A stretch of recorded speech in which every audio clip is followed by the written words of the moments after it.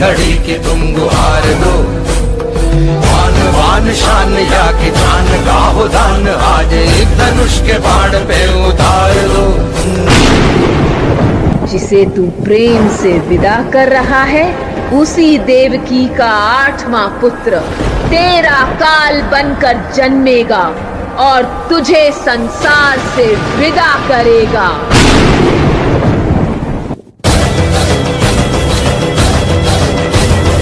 मन करे सो प्राण दे, जो मन करे सो प्राण ले, वही तो एक सर्वशक्तिमान है। मन करे सो प्राण दे, जो मन करे सो प्राण ले, वही तो एक सर्वशक्तिमान है। विश्व की पुकार है, ये भागवत का सार है कि युद्ध ही तो वीर का प्रमाण है। कौरवों की भीड़ हो या पांडवों का नीड़ हो, जो लड़ सका है वो ही तो महान है। वसुदेव, देवकी, भय मत करो। तुम दोनों ने मुझे पुत्र रूप में पाने के लिए सहस्रों वर्ष तपस्या की है।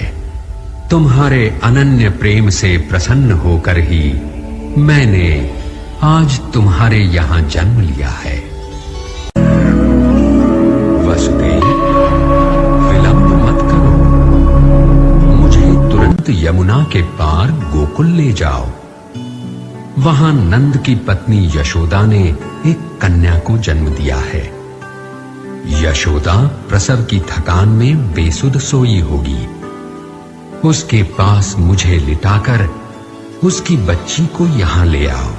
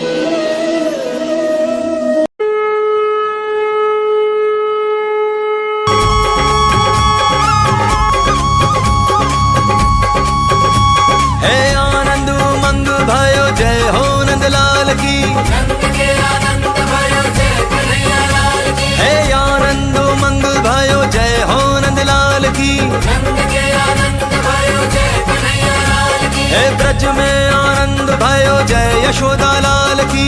हाथी घोड़ा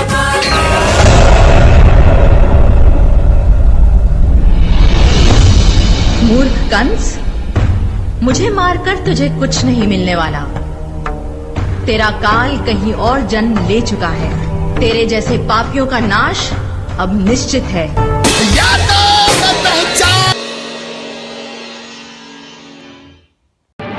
अच्छा हुआ तू स्वयं मेरे सामने आ गया। हम तो सदा से तेरे सामने थे कंस, केवल तुमने हमें पहचाना नहीं। हमने तुझे बार बार अपनी शरण में आने का अवसर प्रदान किया। अब तेरे पापों का घड़ा भर गया है कंस। ये तेरा अंतिम समय है। अब भी फेंक दे अपनी ये खड़ग और हमारी शरण में आ जा। हम तुझे क्षमा कर देंगे कंस, हम तुझे क्षमा कर देंगे। कंस को झुकने के लिए कह रहा है? इस महाबली कंस को? मूर्ख बालक, कंस मर सकता है, झुक नहीं सकता। अच्छी बात है, तो अब मृत्यु के लिए तैयार हो जाओ कंस। किसकी मृत्यु? मेरी या तुम्हारी?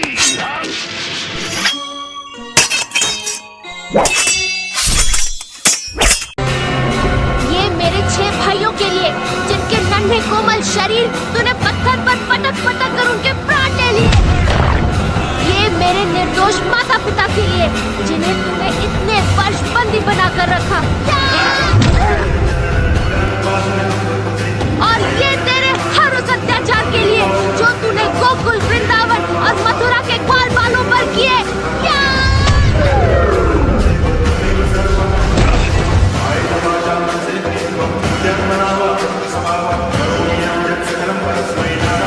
यदा यदा हि धर्मस्य ग्लानिर्भवति भारत अभ्युत्थानम् अधर्मस्य तदात्मानं सृजाम्यहम्।